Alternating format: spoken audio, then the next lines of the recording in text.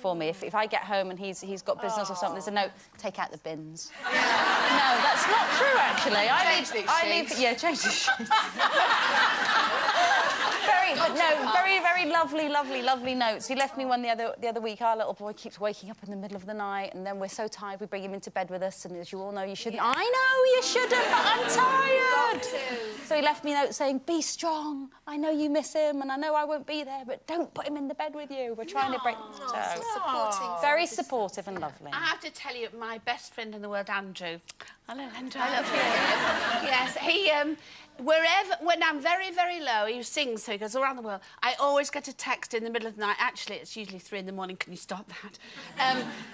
Or a red rose. And I do the same. I keep the red rose till it dies, then I throw it away. But that's a different thing. I don't press it. But I just think that's the nicest gesture. When somebody texts you when you're feeling really bad and low, and always he'll send me a message or he'll send me a present or a card or anything like that. Right, a pork pie or... Thank you, anything. Thank you. Right, fancy a second try at our competition today? Here's the question you need to answer correctly to be with a chance at winning £15,000 prize we're giving away this week. Who currently presents ITV1's All-Star Family Fortunes? Is it A, Vernon Kay, B, Paul Kay, or C, Peter Kay? Call 09012 931 941. Calls cost £1 from BT landlines. Calls from other networks may be higher and from mobiles will be considerably more. Text A, B or C to 63303. Text costs £1 plus 1 standard network rate message. Digital satellite viewers can enter by pressing their red button now, and you can also enter for free at itv.com. Entrants must be 18 or over. All lines close at 10 a.m. on Saturday, the 1st of November. Entries made after this time won't be counted, but may still be charged. And the very best of luck. OK, in the interview we mentioned earlier, Kelly Brook also revealed the reason that she called off her marriage to Billy Zane. She says, I had this feeling that all my life I'd been in long-term relationships and I didn't really know what it was like to be on my own. I wondered, how could I be a good wife and mother if I hadn't experienced time on my own? Is she right? Do you have to be single in order to find yourself? Yeah, I think you do, actually. I think you have to get to know yourself, especially as you grow older, you change, and I know people who go, you know, they do relationship hopping, they go from one to the other all their lives, and they never really sit down in a room with themselves and find out who they are. I was single for ages, and I was very happy being single, I have to say. And a lot of people say, oh, yeah, you lied, you didn't like being single. I did like being single, and I would be single again, and I'd be happy to be single. I don't want to be, but I do think it's... Not at the moment. Yes. But I do think it's quite important to be able to live with yourself before you can live with someone. Because you have to love yourself before anyone else can love you, I think. So, but, you know, the problem with Kelly Brook is she was only single for 5 minutes. Well, that's... She's going out with Danny again, yeah. So I agree with that. I did that when I was younger, relationships back to back to back to back.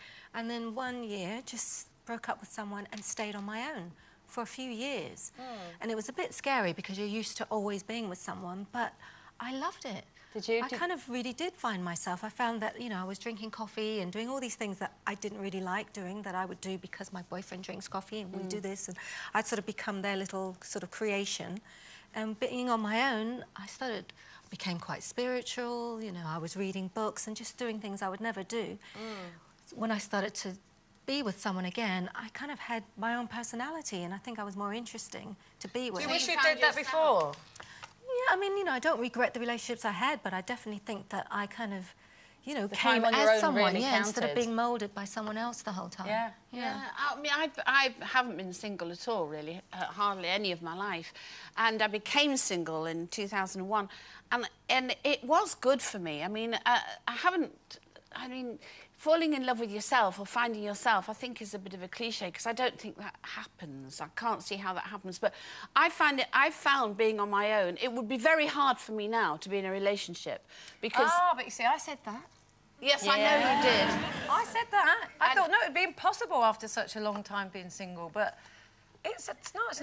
No, but I do...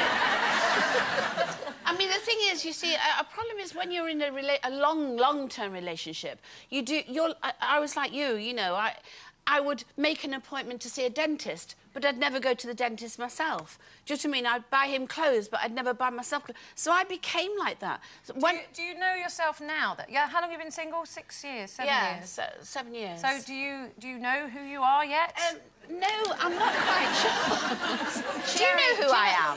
Sherrie, you know what you have got to do? You haven't severed that final tie. Yes, you have got to get divorced. You've got to do you see, it. I know you're you need to saying do that, it. but I don't really know what that does. I don't know what difference that would make. It Surely, closes the... Done. Past, because you gone, are move still on. his wife. to say, right, that's the end of that door, that's that door shut. Now I've opened another door. Well, I've been on my own for quite a long time now. And the thing is, Ollie and Keely, you know, I live for Ollie and Keely, they're my life. And people say, oh, that's ridiculous, you've got to go and find your life. And That's true, though, you can't live your life through that. You've got to define you for yourself. You behave as if you're nothing without them. And you're not, you are yourself, and you've got to be yourself. Snap out of it! You just said you didn't know who I was! Right, time for one final break. We'll try and, during that period of time, figure out who Sherrie is before we catch up with Corrie's crazed cabbie, John Stape, actor Graham Hawley, and, of course, Adele performing her new single live. Back before you know it. Now, Sherrie.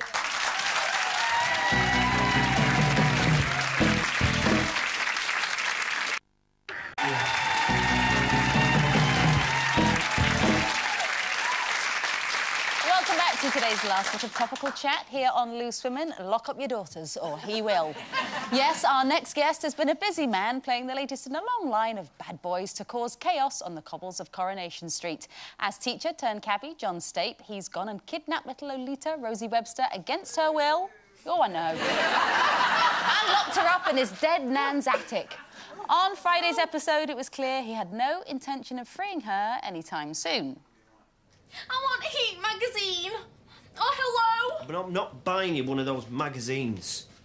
Besides, if you actually read Catcher in the Rye or Tessa the D'Urbervilles... Oh, is that why you abducted me? So you could complete my education? I'd prefer it if we didn't use the word abduction. Fine. Kidnap me then. I told you to leave. If you just done what I asked in the first place... You can't tell me where to live. It's a free country. Look, I better go. Fizz will be wondering where I am. Yeah. Just like my mum and dad will be wondering where I am. Please welcome Graham Hawley.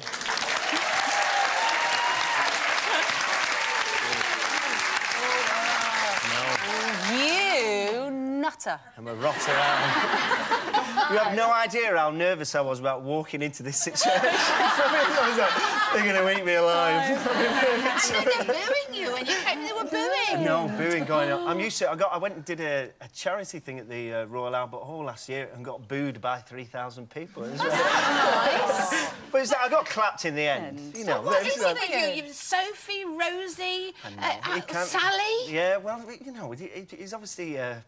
Bonkers. Irresistible in a mad kind of way. Is it a double-edged sword, though? Because he's such a great character to get your teeth into. Yeah. And obviously you're doing... If people are booing you, you're doing a great job, you know, to be honest, in general, the public reaction to it is that thing of... people generally start by saying, oh, you're a rotter, or sometimes worse than that. Really. Yeah. But then very quickly, you know, people generally go, oh, I love the character, I love the storylines, but absolutely, for me,